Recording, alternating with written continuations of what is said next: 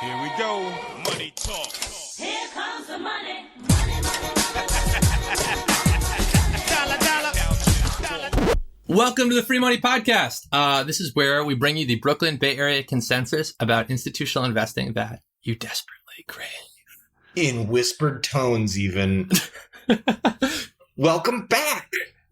Yeah, this is the Christmas special, so that's why I brought out the ASMR. Oh, and the best thing about the Christmas special, our gift to ourselves, we don't even need to do a podcast. We're barely podcasting yet. And that is because we're just playing the recording for something we recorded, I don't know, a month ago? It was like a month ago, yeah. I mean, it was a great. We had the inaugural Free Money SoCap panel, the social capital thing that I guess people do in person usually, but it was just a giant online conference. And we pretty much snuck a recorder in and just we pirated the SoCap session. So welcome to the pirated SoCap session for your enjoyment. It's like those Grateful Dead tapes that real hippies you throw around of their. I feel like I had those. Oh, I definitely had a couple. I saw the Jerry Garcia band. I actually never went to a Dead show, but I did in my youth go to the Jerry Garcia band, which was his electric guitar ensemble. I'll have you know. Ooh. Oh, holy shit! Well, I'm outclassed in all of my deadheadedness, in all dead. He lived here. He lived not too far from Stanford. You could go to this coffee shop and see Jerry Garcia almost on the daily. Wait, a hippie lived in Northern California? Shocking, I know. It's shocking. That's unreal. But so that's obviously where we drew our inspo from. Yeah. For this episode, and in truth, it was a great panel. We had Shawn Wooden, the treasurer of Connecticut. We had Gene Rogers, founder of SASB and formerly of the Long-Term Stock Exchange. And Daryn Dodson, the founder of Illumen Capital, who's I think our most widely listened to episode last year or this year. I think all three were awesome. I mean, the listeners will hear for themselves, but I think all three brought really great perspectives, different perspectives to the deeper issue of ESG and how we take ESG forward. ESG feels like the hottest thing in finance right now. And when you ask people what it is, nobody knows. It's the hottest thing that nobody knows how to define. It reminds me of sovereign funds. In the original incarnation of sovereign funds, everybody's like, oh shit, sovereign funds. Those are and you're like, what exactly is a sovereign fund? And they're like, I don't know. CalPERS?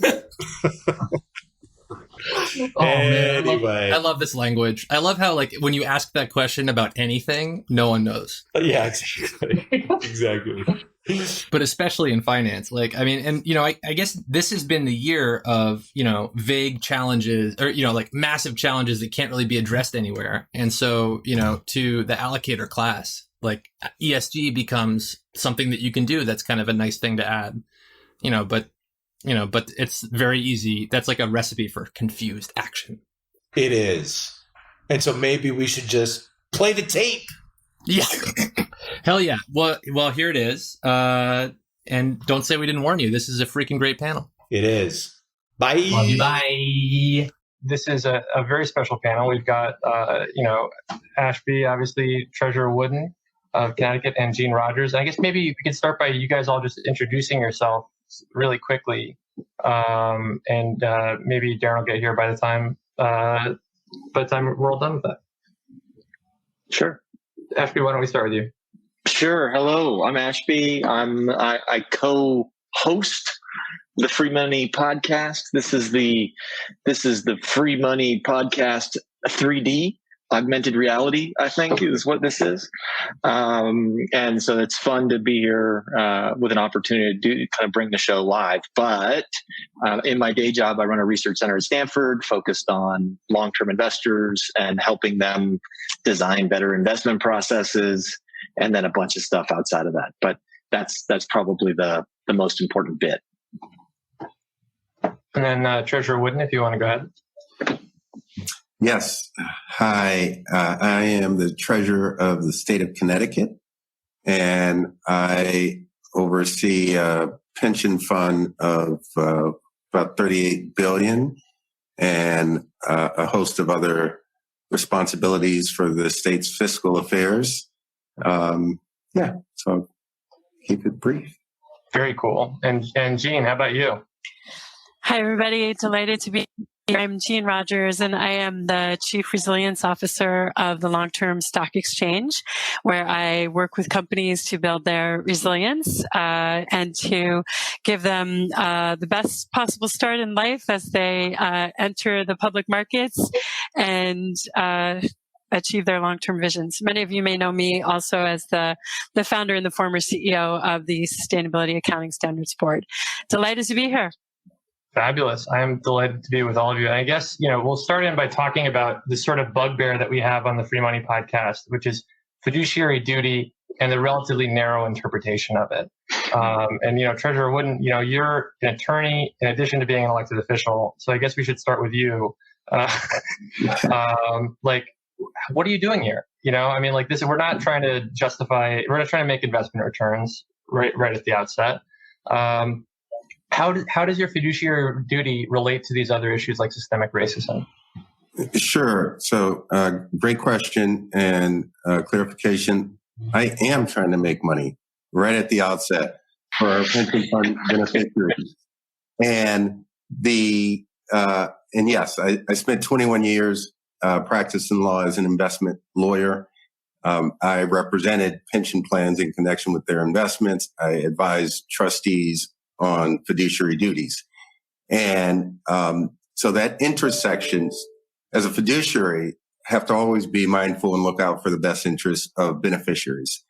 And based on the data that we have available to us today, there's just a wealth of information that shows correlation with diversity, inclusion, and higher performance, and correlations between the lack thereof and reduced performance.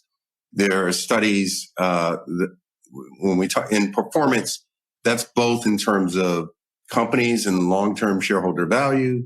That's in terms of our economy and our country.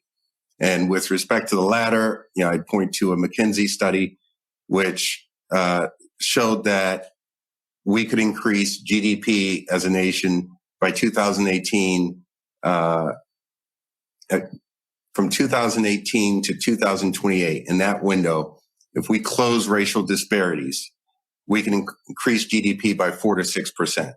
And that's very powerful. A more recent study, very recent by Citi, shows similar information in terms of the costs in the trillions of racial discrimination and disparities and what that would mean for our economy and for growth if we address that. So that is the intersectionality between structural racism and being a fiduciary. And I argue, or one additional data point, an economist from Goldman Sachs, has talked about structural racism undermining our economy in the financial markets, right? So there are other studies.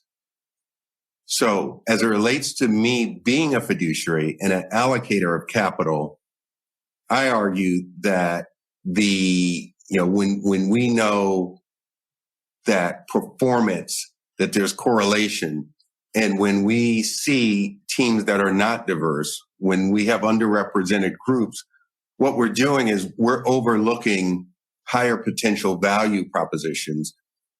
What we're also doing is there's a whole opportunity set of managers out there who, and when I looked at the top 10 performers in my private equity portfolio, 4 of the top 10 were diverse managers, right? So this is not just theoretical for me. This is also empirically, I'm able to show it. And so as a fiduciary, I go the other way and to say, if you don't look at these issues, you're actually not completely fulfilling your duties as a fiduciary. A ton of sense to me. And, as I hear long-term growth of the economy, I start thinking that's a very Jean Rogers sort of topic.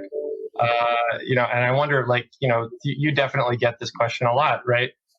you're talking about this soft stuff here, where we talk about, systemic racism. We talk about, all sorts of things. And, clearly if things were more, hey, we have a Daryn, I think. But if things were more equitable, the economy would be able to grow from a broader base. Oh my gosh, look at this guy. Hi, everyone. Hi, Daryn. How's it going? Oh, man, really well. Do you want to maybe, I guess, just introduce yourself briefly, and then we'll keep going? Daryn Dodson. I'm the managing director of Illumen Capital. I also worked with a team of Stanford research scientists, including Dr. Monk, here to publish a paper on implicit bias in asset allocation, showing that the higher Black fund managers perform, the more bias that they face. So far, we've closed $85 million and have invested in 10 funds and worked with them over a 10-year period to reduce implicit bias, particularly pertaining to race and gender bias, and unlock impact in returns. And, we just heard from Treasurer Wooden that 4 out of 10 of his top PE funds are run by minority-led teams, which is, kind of, pretty provocative. Gene, I wonder if you could take us into that a little bit, sort of from what you're seeing in the data. Sure. So I was delighted to hear Treasurer Wooden really speaking about and providing the proof points for materiality of these issues. And that is something near and dear to my heart, and really a topic that I think centers fiduciary duty on, keeping the eye on achieving these long-term objectives. It really turns on whether these issues are material. And I think we have finally turned the corner in understanding, yes, diversity, equity, inclusion, these issues are material for companies. Companies do outperform. Once you establish that as a fact, and I think we do have those facts, in addition to what Treasurer Wooden stated, another very recent study, this one also seems like they're all done by McKinsey, but gender diverse companies, 15% more likely to outperform. Ethnically diverse companies, 35% more likely to outperform. So, more diverse companies, better able to win top talent, better able to serve their customers, reflect their customers, better employee satisfaction, better decision making. All of these things actually contribute to outperformance. That is materiality of these issues. Once you establish that, then a whole host of other things open up for you, which is disclosure on these issues, and that it is now completely aligned with fiduciary duty. In fact, it is a problem if you don't consider these issues, if they're material. And don't take my word for it. Take the SEC's word for it. I think it was really kind of didn't really hit a spike in the news cycle, but for me, this is a really big deal. So the SEC this summer actually updated, modernized the disclosure requirements under something called Regulation SK, which governs all information that goes to investors like Daryn and Shawn. And they actually acknowledged human capital finally as being a material issue under Regulation SK, and modernized the disclosure guidance to say companies actually need to disclose human capital and report it in a way so that investors can actually understand what is material. And I think that is a really, really big deal. And I think it's a really it's more of a edge in the door. The door has really just been pushed open there. I think it's just the starting point. Right now, the requirements are simply around the numbers of talent, the actual workforce, but the actual guidance does talk about other types of issues that may be material, other types of human capital matters that may be material that companies should be thinking about. And I just have to read to you what The chair of the SEC said, these are not my words, the chair of the SEC, we should be jumping up and down about this. He says, Chair Jay Clayton, quote, "I cannot remember engaging with a high quality, long lasting company that did not focus on attracting, developing, and enhancing its people to the extent those efforts have a material impact on performance. Investors benefit from understanding the drivers." I mean, it's extraordinary, really, coming from the chair of the SEC. And one more point, this is I worked in SASB for a decade defining the materiality of issues in 77 industries, issue by issue, meticulously and painstakingly looking at the evidence for materiality. This is the only one acknowledged to date by the SEC, Human Capital. So I really think we're going to start to see a tremendous amount now of progress once materiality is established. It's a really big deal. That's huge. And, I guess, say whatever you want about Clayton, you wouldn't say that he was a huge reformer, or a huge overreacher on behalf of ESG concerns. Ashby, I'm going to kick to you quickly, then I'm going to bring you in, Daryn. But Ashby, quickly, what the heck even is fiduciary duty? Like, is this are people actually interpreting this in a way, or are they just risk averse? No, it's a great question, because I feel like I'm always saying the pension funds are, interpreting fiduciary duty too strictly. Well, what do we mean? What do we mean when we say that? So I think it's important to just note that there's probably like 5 key points of this notion of fiduciary duty. And every one that I say, I think you'll think to yourself, that sounds sensible. That sounds good, but I'm gonna get, as I tell it to you, Sloane, I'm gonna also give you the practical interpretation that often gets used of fiduciary duty, which limits the innovation and the kind of creativity that happens. The first thing that fiduciary duty says is acting solely in the interest of beneficiaries.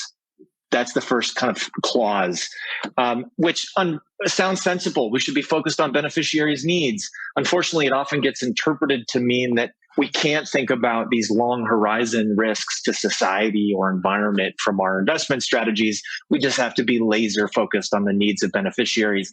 It doesn't matter that those beneficiaries have to live in that society or the environment. We just need to really think about the next clause as well, which is act for the exclusive purpose of providing benefits and defray reasonable expenses. So again, we have to focus on benefits only. And unfortunately, what people have thought there is they need to focus on commercial returns only, short-term returns that can be quantified financially. The next component of fiduciary duty is to carry out your duties with care, skill, prudence, and diligence of a prudent person. Which basically, if you're familiar with the prudent person kind of framing, it's saying don't do anything that your neighbor wouldn't do, that your peer wouldn't do. Don't be overly creative. Okay, so that's marry that with fixing and changing the way these plans invest. The fourth kind of key component of fiduciary duty is to do what the plan documents tell you to do. I don't think we're going to debate that one. That one seems pretty straightforward. And then the last one is diversify plan investments. So that's the kind of don't take too much idiosyncratic risk, company specific risk. But unfortunately, that gets interpreted as over diversification. We start to diversify across, countless companies where it becomes very hard to have a voice and influence over those companies. And so the kind of summing up of the fiduciary duty legal statute with these different clauses kind of pushes people to less innovation, less creativity, overly focused on pure short-run commercial performance with too much diversification. Yikes. Yikes. I guess, Daryn, I want to go to you. The last time we had you on the Free Money podcast, it was right after the police murdered George Floyd, right? And it was a moment of national, conscience, I guess you might call it. And I'm curious, in the 4-ish months since then, how you would characterize whatever progress we've made. My latest reading has been kind of imagining a conversation between Schiller, the Nobel Prize winning economist, and narrative economics, and James Baldwin. You can hear Schiller say that we need a name for every narrative in our economic lives that drive the economic future of many of the large pools of capital that Ashby has just described. And you can hear Baldwin sort of ask, it's very hard to trust what you say when I see what you do. And I think that there's been a lot of talk, there's been a lot of statements. We were in Fundfire earlier this week talking specifically about university endowments, president statements, and I think the word fiduciary duty, of course, comes to mind as Ashby laid out, but also the word integrity comes to mind, the distance between what we say and what we do. And I think that in the periods of time that Schiller reflects on is really lost in terms of the rubber banding of the separation between what we say and what we do in terms of the public statements and the lack of follow-up within the institutions that deploy capital and the capital pools in which they deploy. And as has been said, that's a detriment to certainly pensioners, but also all aspects of asset allocation that we seek to have optimal performance. You know, within our study that we published, one of the most alarming findings to me is that Black fund managers were artificially discounted at the highest end of performance, specifically in their ability to execute on their the ability to execute on their strategy, the ability to raise capital. And if we see a black face and a white face, and the only thing we change is the track record, the only thing that we change is the face and not the track record, then part of what becomes the challenge there is that we automatically imagine that people would somehow underperform without any other information other than race.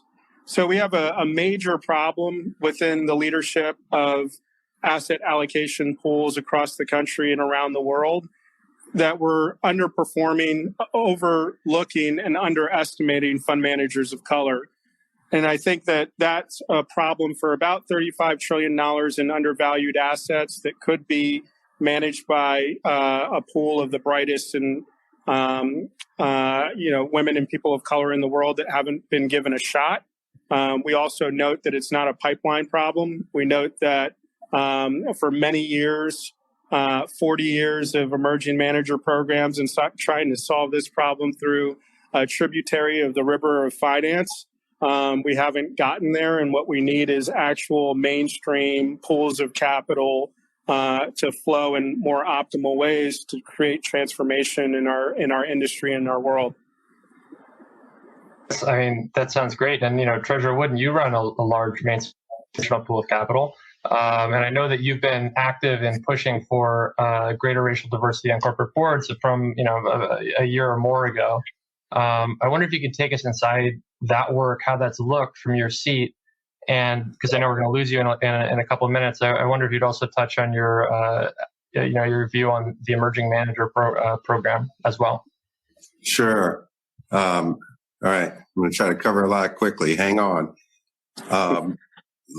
So diversity and inclusion has been an important part of my work and my office's work for some time.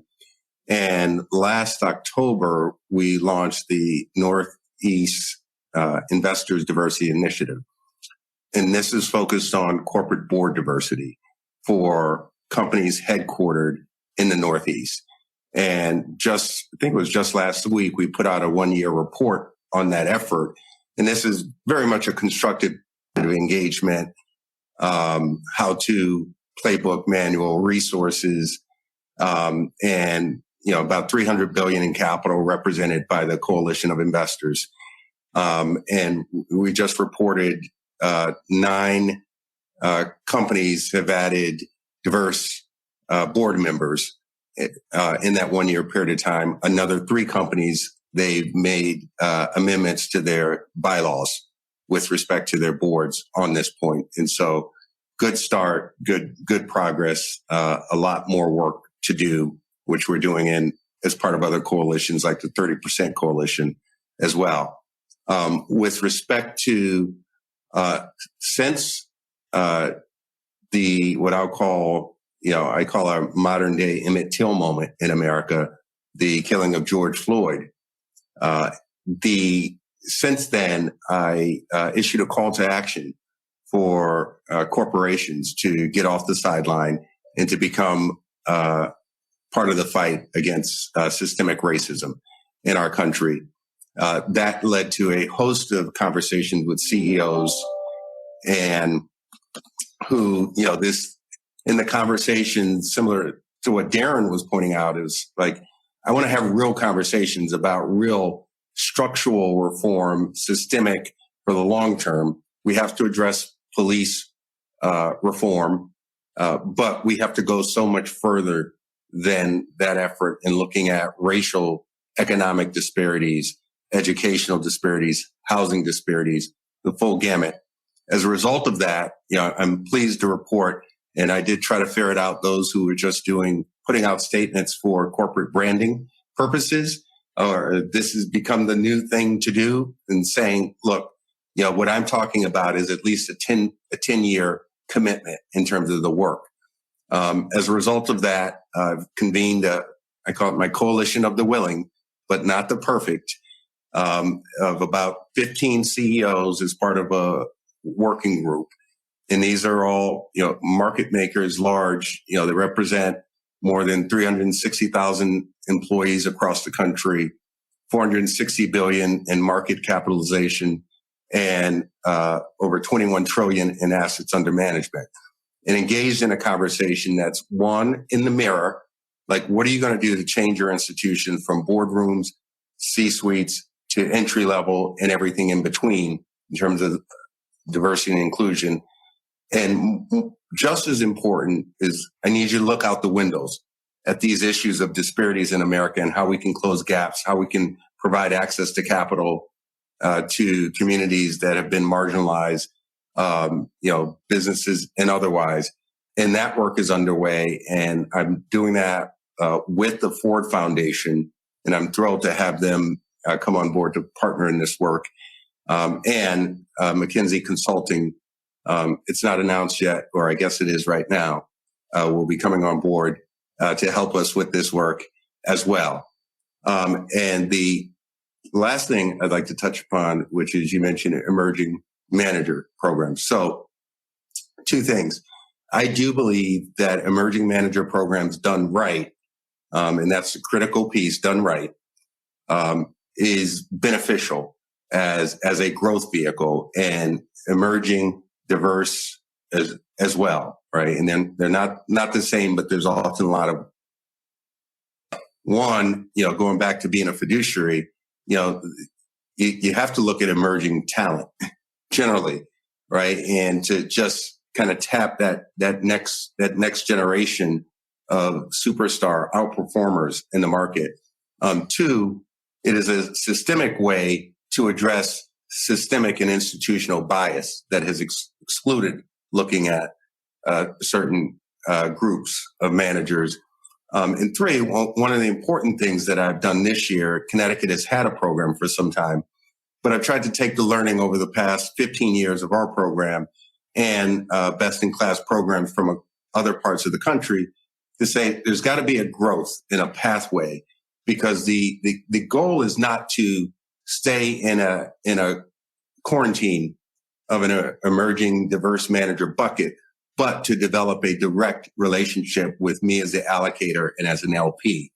And so I have built in stages of growth. So we will grow with you. And the idea is for you to graduate to a direct relationship with us. But because of our parameters on investments, we can't be more than 20% the size of a commingled investment fund, other parameters. We need a vehicle to get to those emerging managers that are just kind of coming onto the scene. But equally as important, or perhaps more importantly, is every manager that comes through my office, we're looking at the diversity profile. We believe that it is a fundamental part of, just like, ESG is very important to us in looking at the total picture. So when I look at the diligence report and, for Connecticut, there are 3 treasurers in the country who are sole trustees. So I'm one of them, right? And when I get that diligence report, it's not just about past performance and the metrics and the management team description. It also tells me about the diversity program, profile, the ESG analysis of the firm and their considerations. So it's a very holistic assessment. And so outside of an emerging managers program, my message to everyone we do business with is that diversity and inclusion has value that translates into dollars and cents.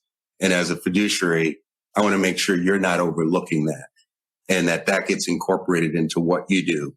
And so, and recently, this is earlier this week, maybe, I lose track of time, just allocated another $1 billion to our emerging managers program, and still have a lot more to do in that area.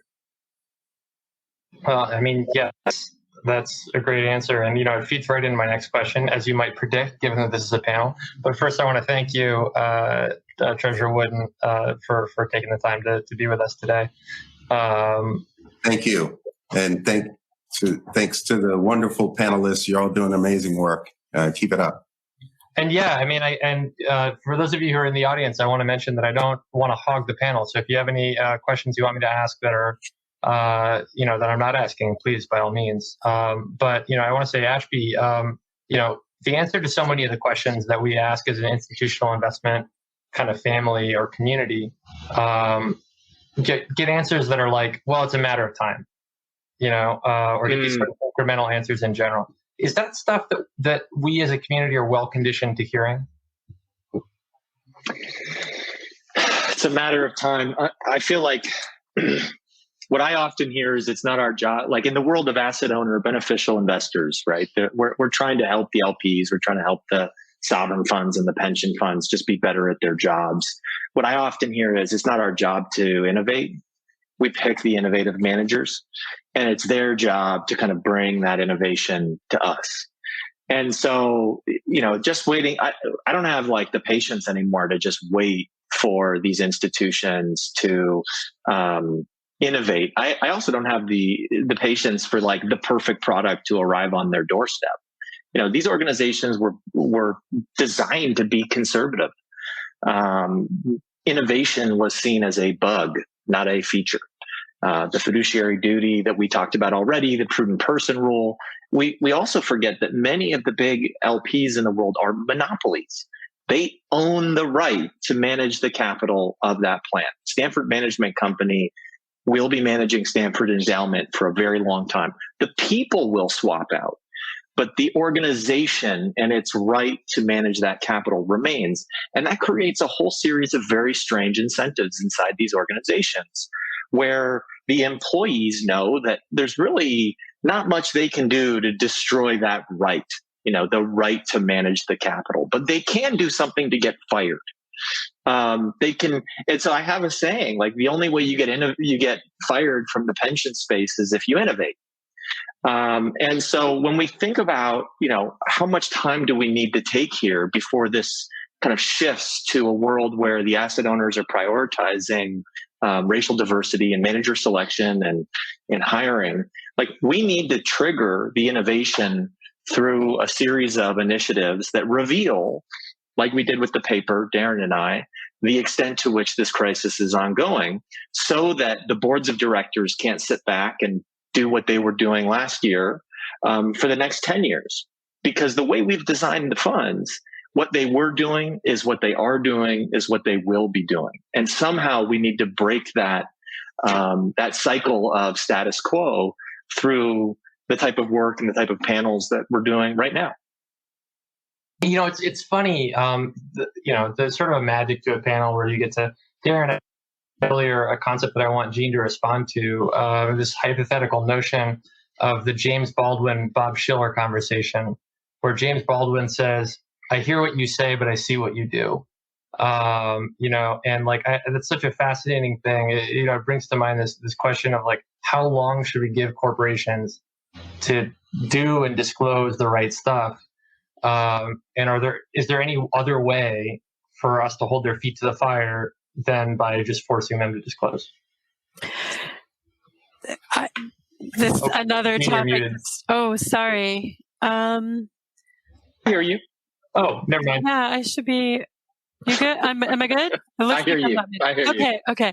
So I'm just a real pro at this. Okay. I was just so stunned by the question. It just took me a minute or two. Disclosure is, obviously another topic that is just right there. And I think actually that there's been too much focus on disclosure when it comes to the things that really matter.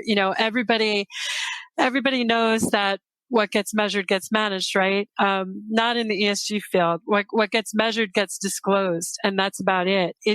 There's been so much intensity and the volume of disclosure on all of the issues under the sun, and so many calls for transparency. That was a really good thing 20 years ago when we did not have transparency. But now that we have a lot of transparency, companies are no longer managing those things. So disclosure is not a proxy for performance. It's not a good correlation with intention or outcomes. And I think that is what we have to get to. You asked, how long should we wait? Well, let's see. The Business Roundtable companies came out with their big proclamation about stakeholder capitalism a little bit more than a year ago, I think. It is more than a year ago now. And, it's still really crickets, waiting to hear that. And actually what we heard is, around the time of George Floyd and the sort of, the crisis, the awakening around that moment, companies started saying, oh, okay, yeah, we actually need to start doing something. We're going to listen. I'm like, wait a minute. Is your answer? And I do understand the importance of listening. Listening is very important, but listening without action is certainly not enough. And we certainly shouldn't wait a year.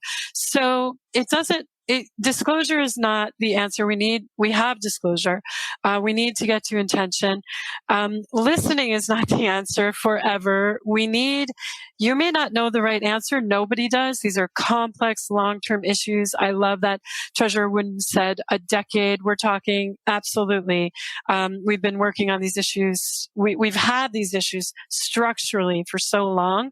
They're not going to get accomplished in a quarter or in an annual report or through listening, certainly.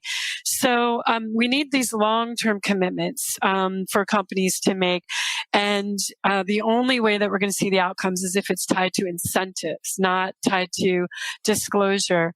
A recent study that looked at how many companies, this year actually tied diversity incentives to executive pay, found that they studied 3,000 of the largest companies, and only 2%, only like 78 companies, actually tied diversity requirements to executive comp, to some portion of executive comp. If you want anything done in business, you have to tie it to incentives. You have to align incentives. So why should this be any different? We have to start seeing that through line, that connection from pay to the performance that we're looking for, and still so few companies have made that shift. So I think that's that's the connection. It's not disclosure. And I think institutional investors fall into this trap of using their power or diluting their power by asking for disclosure when they could actually be asking for tying performance to incentives and really looking for the outcomes that we want on diversity and not just disclosure of the status quo. Great. Sorry. I was going to see if we could get it going here. I was going to respond to Gene a little bit. So I totally love the notion that it's incentives, not disclosure. The challenge that I have is in the world of the beneficial investors, which are often kind of sitting in complex administrative bureaucracies like a government. It's really hard to build incentives. Like, I'm not talking about the company disclosure. I'm talking about on the investor side. It's hard to build incentives that push people to break out and start prioritizing these issues. And so in the asset owner world, I couldn't tell you what percent of managers are people of color at a given endowment or foundation or pension fund. I have no clue because it's not disclosed. And at the same time, I can't build an incentive structure for a portfolio manager at a public pension plan because the government rules around contracting don't allow me to design a really kind of thoughtful incentive structure to prioritize these issues. So I totally buy what you're saying on the company side. On the investor side, I don't know how we do anything other than use disclosure, in part because I don't think we're disclosing it today. I think Daryn might have some ideas on that. Thank you for adding I guess I misquoted James Baldwin earlier, but that's such a powerful quote. I can't believe what you say because I see what you do. I wonder if you could sort of, take on this question of what else, but then also, you just raised a fund, right? Which indicates that to some degree, there's a window open for working on this. And I'm curious, how long you feel like that window's been open. So I think time's up, right? So it's been 52 years since Martin Luther King was killed.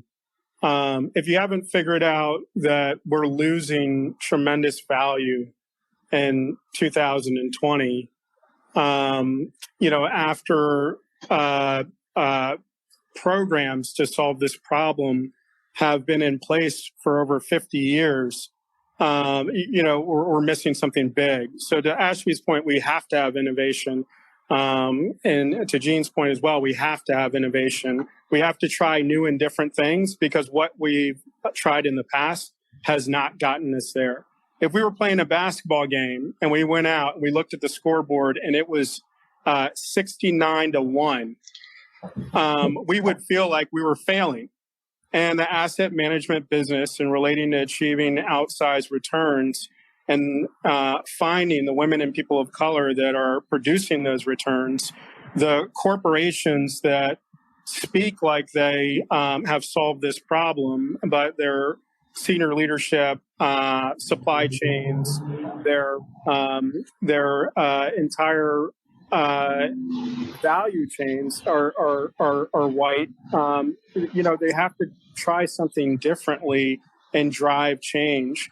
Part of the reason why this exists in context is that the asset management business is a vestige of slavery, lynching, mass incarceration, the burning down of Black Wall Streets across the country, and the country's unwillingness to deal with some of the real atrocities and come to terms with the fear associated with investing in and overcoming the biases related to the way that we subconsciously and consciously perceive other people. That's been well documented within Dr. Eberhardt's book, Biased, which I highly recommend, where she systematically moves through school systems, criminal justice systems, by the way, supported by public finance, asset management business creature, and then also moving through the lending business, which is where I got my start, looking at and working with 60 attorneys to systematically pass laws to stop banks from overcharging Black and Latino homeowners and the biggest financial decision that many make in their lives. The number one way in which Black and Latino people reach the middle class is through home ownership. And we found $9.1 billion in fees that were overcharged only because they were Black and Latino.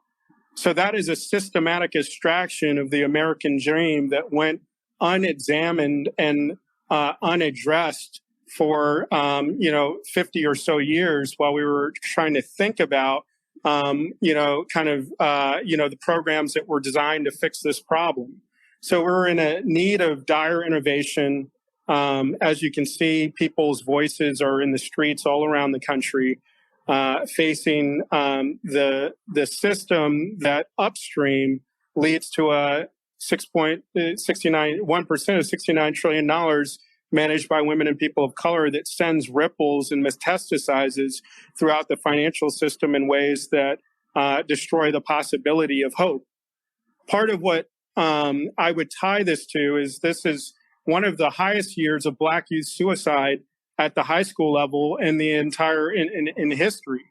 And as we look at Michael Lindsay's work at the NYU, we have to ask the question of what do people see as a future growing up in this country? And yes, we'd love for them to be able to go to school and be reinforced through their self-esteem. But if we don't get ed tech right, if we don't get fintech right, if we don't get the environmental interventions that we're building right that lead to things like what happened in Flint, Michigan, we're systematically destroying the future ideas that will lead to the solutions to these challenges. So we have a lot of work to do. Yeah, I mean, as you were talking, I mean, I was just like, how can anybody believe anything else, right? And I think Ashby, you're sort of our token white cisgender man here. And I wonder, I mean, first we can just all glare at you for a second for that, but I'm curious, how do y'all talk when it's just the you're just among yourselves about this? It's funny when you've raised this in the past with me, and unfortunately, I've been to many asset management conferences that are all white people. Like looking out at 100 people, and the sad answer to your question is we don't talk about it.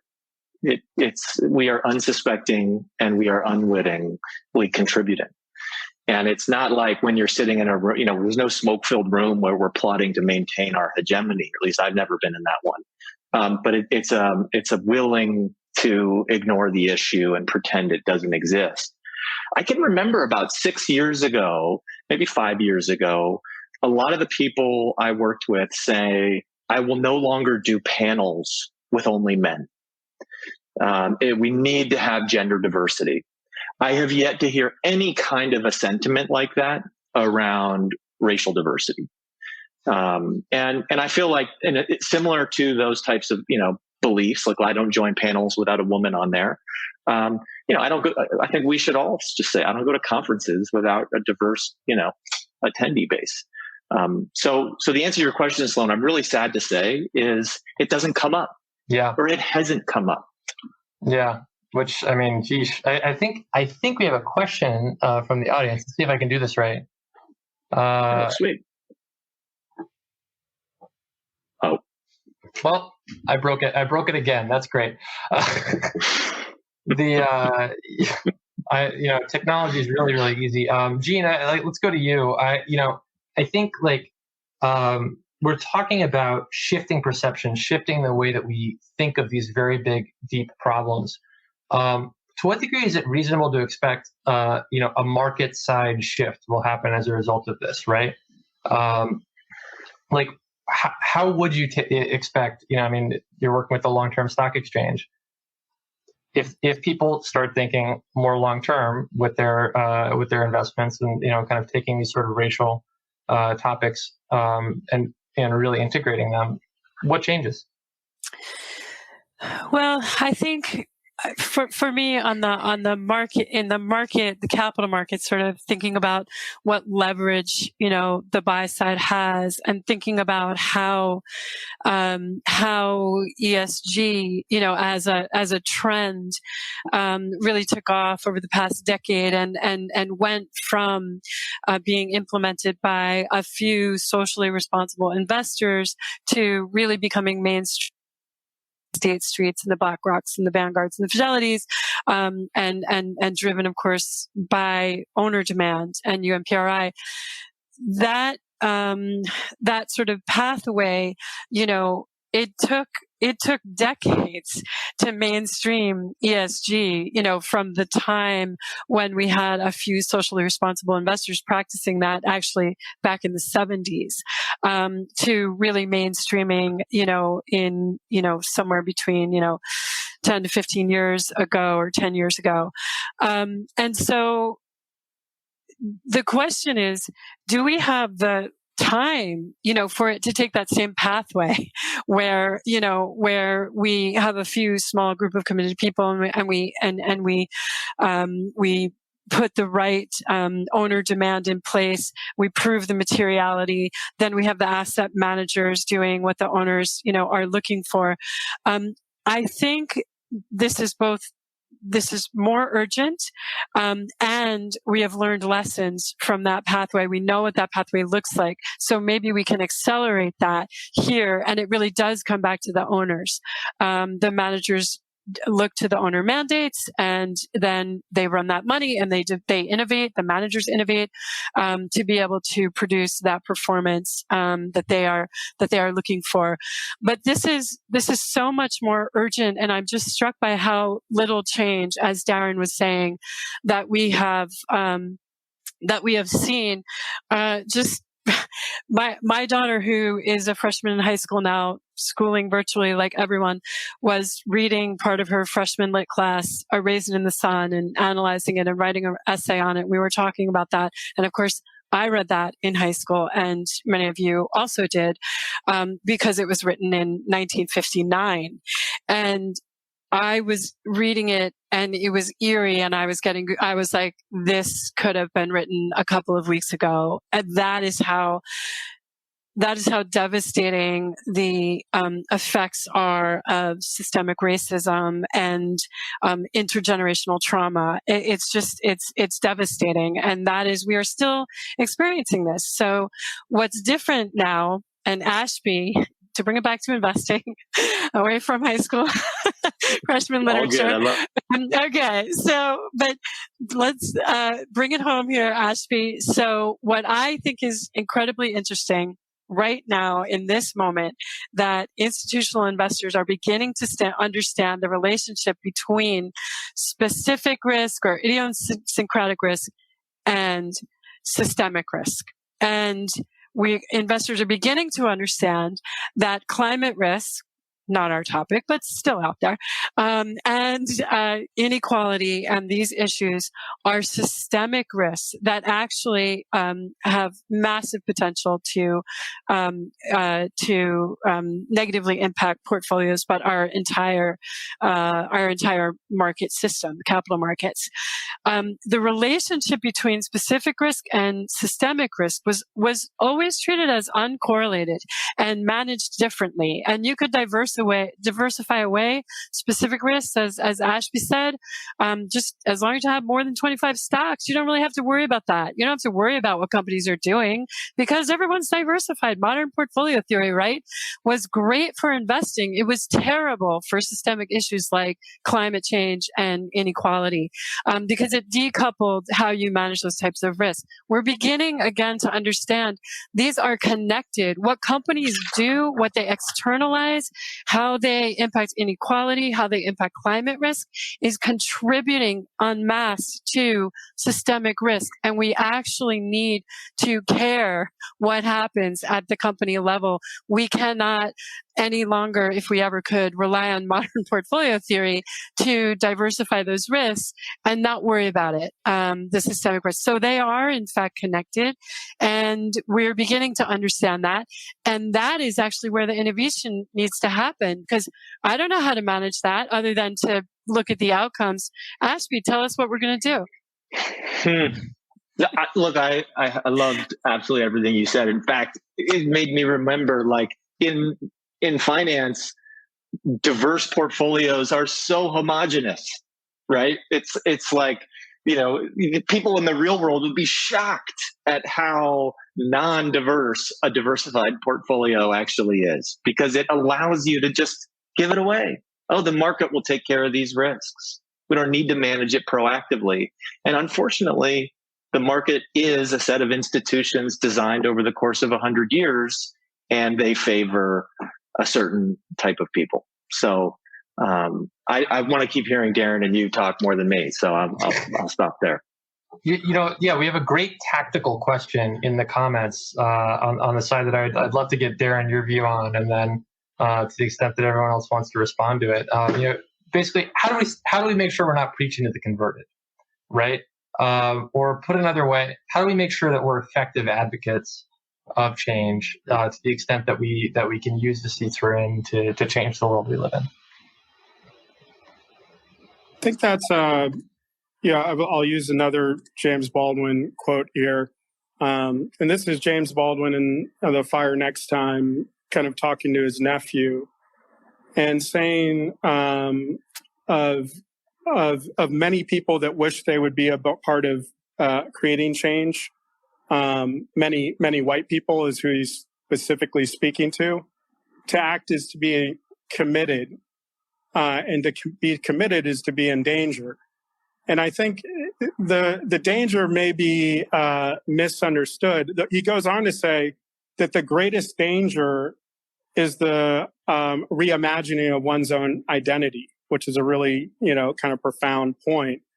But I think the point is that if 1% of $69 trillion is being managed by women and people of color, then the converted aren't converted, in my opinion.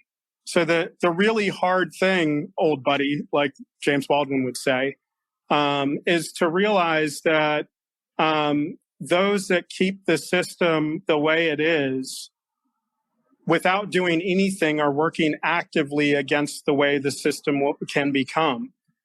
So unless we are proactive, those of us that are converted, and calling our asset managers, calling our university endowments, and creating the pressure necessary to take a risk, and it's risk-adjusted return, right? You don't get return if you don't take risk, which is Ashby's done his PhD in that area for sovereign wealth funds and pension funds. So a part of what we're saying is that this is an area where it's safe to take risk. And yes, there is some risk associated with it.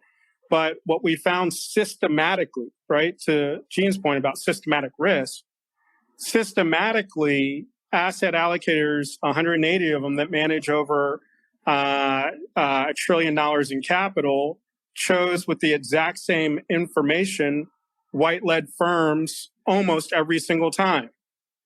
So what that means is if we can figure out how to change that artificial, arbitrageable vehicle that devastates the returns of impact investing in the broader financial markets to what they could be to achieve a more prosperous world, then there is something that we can continue to do, even as woke folk, in order to push these levers forward. And there are people that are doing great work, but look at the scoreboard. If Muhammad Ali said, "I die every day in the gym so I don't get beat up in the ring," our practice is it's not enough. That's why we spend 10 years with our managers reducing implicit bias and giving our investors a pathway to do the same with their entire portfolios who currently control over $1 trillion in capital. So we've got to get better at practice so that when we get out there into that 1.3% of $69 trillion to compete, that we have the best tools necessary to execute. My final quick thought on this is that if we knew that AI and machine learning were a growth industry, we'd spend billions of dollars in R&D creating the tools necessary to capture that market. We'd take risk on managers that were just starting to pioneer that field because we felt like there were billions of dollars behind them. What we see within our firm's stance and our research is that there's $35 trillion in undervalued assets that are undermanaged because women and people of color are systematically overlooked and underestimated within the asset management business. So if that's true, what is the appropriate amount of capital to allocate to innovate against that massive latent value within the economic markets? And if we can figure, I don't think it takes a genius to figure out that it's big and that there should be a whole lot more money creating the transformation and innovation in order to solve those challenges. I think absolutely, it's something with a trillion, right? I guess Gene and then Ashby, if we don't get cut off because we're right at the end. Any final parting thoughts for folks? I also just want to say, we have some great literary allusions. Daryn, we have a proposal for James Baldwin Talks Impact Investing next year, which I friggin' love. Also, Gene's Raisin in the Sun has some fans. I guess it's unfortunate that we're talking so much about folks who are publishing 60 years ago, 60, 70 years ago, that the problems are so intractable as all that.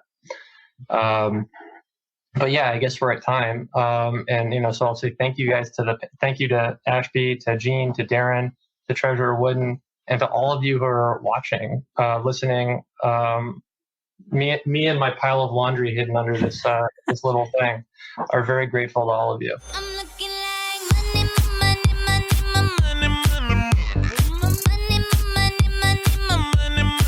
Now make it rain on them.